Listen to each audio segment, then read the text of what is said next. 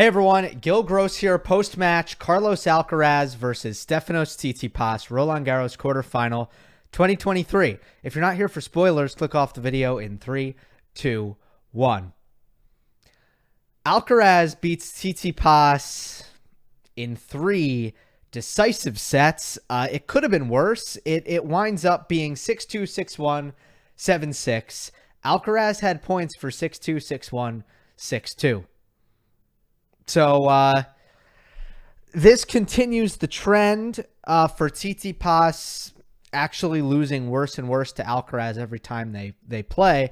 I'm assuming the trend will go the other way around the next time they played, because this felt like rock bottom. But I do want to illustrate that with objective data, and here it is. Tsitsipas's total points won percentage by match. 2021 U.S. Open, 51.2%. 22 Miami, 45.3.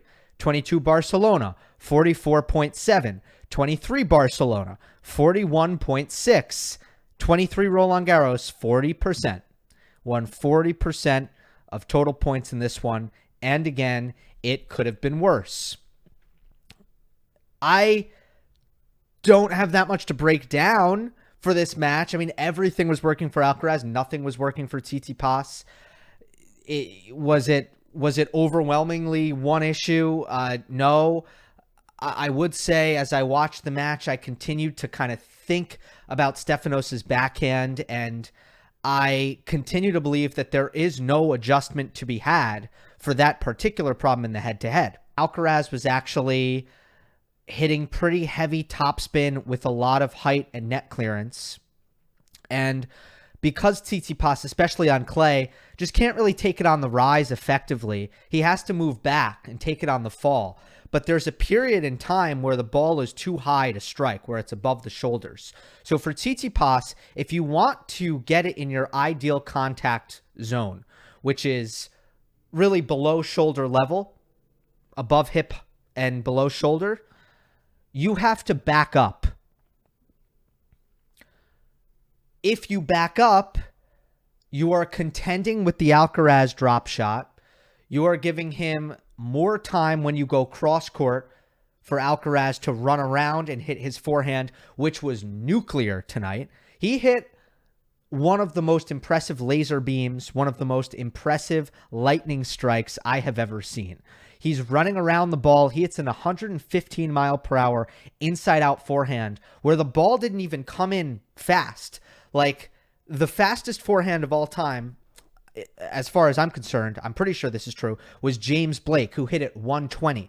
But that was a return of serve. So the ball was coming in like 110 miles, probably a little less. Maybe it was I don't know if it was a first serve or a second serve. Regardless, the serve was coming in hard, and Blake just boom, flattened it out. You have all of this incoming force, and Blake just met it with all of his might, and that's how you created that 120 mile per hour forehand. Alcaraz hit an inside out in this match where he was generating all of it, and it went 115. And he didn't even really, it almost seemed like he didn't even have all of his body weight moving forward into it either. He was like moving to his left. It's still blowing my mind. Anyway, Tsitsipas doesn't have, first of all, you compromise your court position by moving back in certain ways, especially with the drop shot, but also he just doesn't really have the weight of shot to hit from a deep position on his backhand and for it to be effective. So you see how we're creating like a bunch of scenarios and they're all evil. If you're back, I laid out the problems there. If you're in the middle, well, the ball's probably getting above the level of your shoulder. If you're in the middle, when the ball's at it's the apex of its bounce, it's too high. So that's no good. You're not going to hit good backhands from above your shoulders. You could try to hug the baseline and play on the rise, but now you're not hitting the ball cleanly, and you're not in good defensive position if you're inside the court. Okay, can you slice? No, you definitely can't slice. First of all, Tsitsipas's slice isn't good enough. But second, I think even if you have a good slice, it's a pretty awful play against Alcaraz on clay. So I don't see a solution. And that is why I'm not in the preview, I said, like, I just don't really see this turning around here. And it is yet to turn around. That being said, I think there are some other things to discuss here. Just mentally, it didn't seem like Tsitsipas was right. And that was also a question I had coming into the match. And I talked about it with Gruskin in Monday Match Analysis, where it's like, all right, we have a 4-0 head-to-head. Tsitsipas is at an interesting point in his career. He's no longer this, tenacious young pup with this chip on his shoulder who's trying to, like, challenge the big three. And he was better in that role than anybody else. He was better than Zverev, certainly. He was better than everyone in the lost gen. I mean, Tsitsipas had the gumption to kind of go at Federer, Nadal, and Djokovic and beat them all early in his career. And he was an elite competitor. He played with ferocity. He played with a lot of belief and fearlessness and grit. And I don't really think that is still fully in him, especially not in this head-to-head where, he comes in down 4-0, but also they practice together all the time. And I do wonder how those go and how that affects the dynamic. I guess with Tsitsipas, in the first 2 sets at least, really the entire match, like, was he even really angry? He never seemed angry about what was happening. And I don't know that that's a great sign.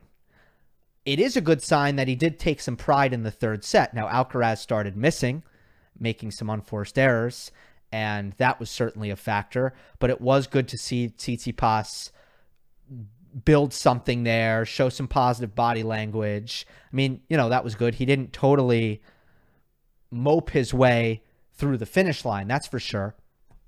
Took that 3rd set to a tiebreak, so that's good. But you also did get the sense that Tsitsipas, even the strengths of his game, were not firing. There are so few opportunities for him, especially with the way the match started, that when he did get a look on his forehand, when he did get an opening maybe on a return game, it felt like the pressure was dialed up to a 10 because there was a sense that those opportunities were so scarce. But he didn't perform all too well on the serve or on the forehand, which are his strengths. Obviously, he needs the strengths going in the best possible way in order to have a chance. In the tiebreak, what I was thinking watching Alcaraz was just how much variety he throws, offensive variety in particular, in tiebreaks. And it's very different from the simplified, foolproof, machine-like approach that Djokovic will often employ for tiebreaks. And I'll end on this. I sure hope we see that. I'd love to see a tiebreak. It'd be fascinating. Djokovic-Alcaraz preview will be tomorrow night in some capacity. A couple of hours probably after the final ball is struck in the 4th and final men's quarterfinal. Hope you enjoyed. Don't forget to subscribe. I'll see you next time.